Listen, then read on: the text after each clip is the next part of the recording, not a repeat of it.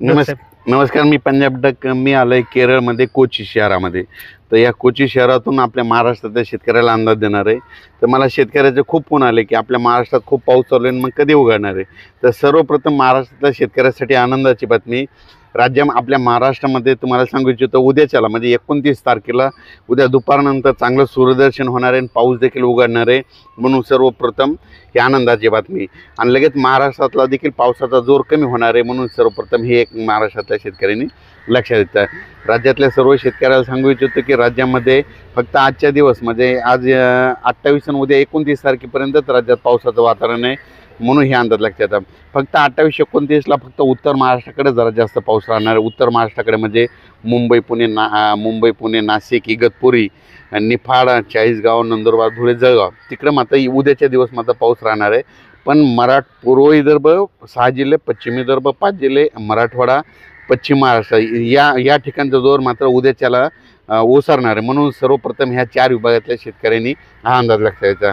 त्याच्यानंतर राज्यामध्ये काय परिस्थिती राहणार. तर राज्यामध्ये तुम्हाला सांगू इच्छितो की 30 सप्टेंबर, 1 ऑक्टोबर, 2 ऑक्टोबर, 3 ऑक्टोबरच्या दरम्यान राज्यात चांगलं सूर्यदर्शन होणार आहे. हवामान कोरडं राहणार आहे. म्हणून हा राज्यातल्या सर्व शेतकऱ्यांनी अंदाज लक्षात द्यायचा. मग त्याच्यानंतर परत पाऊस येईल का. तर त्याच्यानंतर राज्यातल्या सर्व शेतकऱ्याला सांगू इच्छितो की ऑक्टोबरमध्ये शेतकऱ्याचे फोन आले की हे पाऊस संपल्याच्या नंतर परत पाऊस येणार आहे का. तर ऑक्टोबरमधला शेतकऱ्याला सांगू इच्छितो की 4 ऑक्टोबर, 5 ऑक्टोबर, 6 आणि 7च्या दरम्यान परत राज्यात एकदा पाऊस येणार आहे. म्हणून हे 4 ते 7 ऑक्टोबरचा अंदाज हे सर्व शेतकऱ्यांनी लक्षात द्यायचा. पण राज्यात मात्र आज 28 तारखेला मात्र राज्यात पुन्हा एकदा पूर्व विदर्भ, पश्चिम विदर्भ, दक्षिण महाराष्ट्र, उत्तर महाराष्ट्र, कोकणपट्टी, खानदेश, मराठवाडा सगळीकडेच आज दुपारनंतरमध्ये रात्रीच्याला पाऊस पडणार आहे. पण उद्याच्याला मात्र पावसाचा जोर कमी होणार आहे आणि उद्या सूर्यदर्शन होणार आहे. हा अंदाज महाराष्ट्रातल्या सर्व शेतकऱ्यांनी लक्षात द्यायचा. खास करून जास्त आता म्हणजे आजच्यानं मराठवाडा आणि पश्चिम महाराष्ट्रातल्या शेतकऱ्याला एवढं काही घाबरायची गरज नाही. कारण की आज जास्त पाऊस मुंबई पुणे उत्तर महाराष्ट्राकडे जास्त पडणार आहे. मुंबई पुणे उत्तर महाराष्ट्र इगतपुरी नंदुरबार धुळेकडे. म्हणून हा अंदाज सर्व शेतकऱ्यांनी लक्षात घ्यायचा.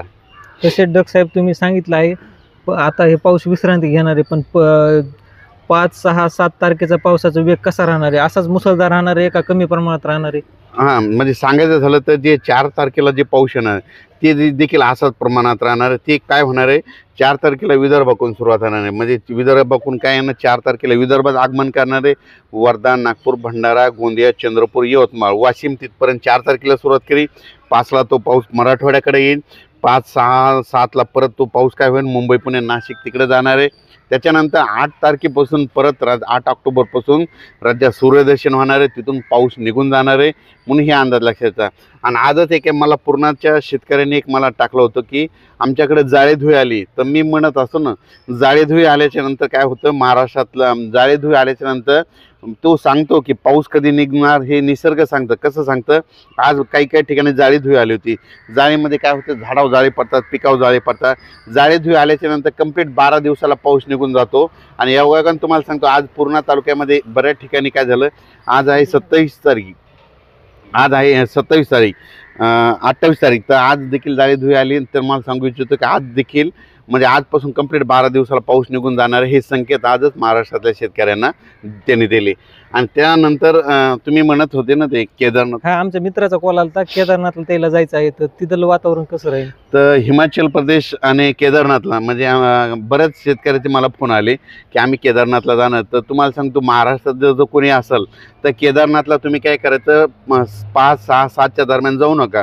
कारण की केदारनाथकडे, हिमाचल प्रदेशकडं, उत्तराखंडमध्ये काय होणार आहे, 5, 6, 7मध्ये तिकडं ढगफुटी सदस्य पाऊस पडणार आहे. अतिमुसळधार पडणार, अतिवृष्टी होणार आहे. म्हणून तिकडं या 2-3 दिवस जाण्याचे टाळावे. नंतर गेलं तर काय हरकत नाही. पण सध्या तरी 5 ऑक्टोबर, 6 आणि 7च्या दरम्यान तुम्ही जाऊ नये. साहेब ते तुम्ही 5, 6, 7चा पाऊस सांगितला ते सगळीकडेच राहणार आहे का पूर्ण. जे 4 तारखेला जे पाऊस येणार आहे ते सुरुवातीला विदर्भ होणार आहे. म्हणजे सगळीकडे तो काय होणार, विदर्भातून सुरुवात होणार आहे, पुन्हा विदर्भातून मराठवाड्याकडे जाणार आहे, मराठवाड्याकडून पश्चिम महाराष्ट्राकडे जाणार आहे, पश्चिम महाराष्ट्राकडून उत्तर महाराष्ट्राकडे जाणार आहे, उत्तर महाराष्ट्राकडून गुजरातकडे जाणार आहे. आणि 8 तारखेला मग आपल्या महाराष्ट्रात सूर्यदर्शन होणार आहे. म्हणून हे देखील अंदाज लक्षात घ्यायचा. ज्यांचं सोयाबीन काढायला आलं असेल तर तुम्ही काय करा, एक तर तुम्हाला काढायचं असलं तर उद्या 29 तारखेपासून तर 3 तारखेपर्यंत 29, 30 5 दिवस तुम्हाला काढायला वेळ आहे. आणि त्याच्यानंतर काय करायचं, 8 तारखेपासून चांगलं सूर्यदर्शन होणार आहे, राज्यातला पाऊस देखील निघून जाणार आहे, म्हणून हा अंदाज लक्षात घ्यायचा. धन्यवाद.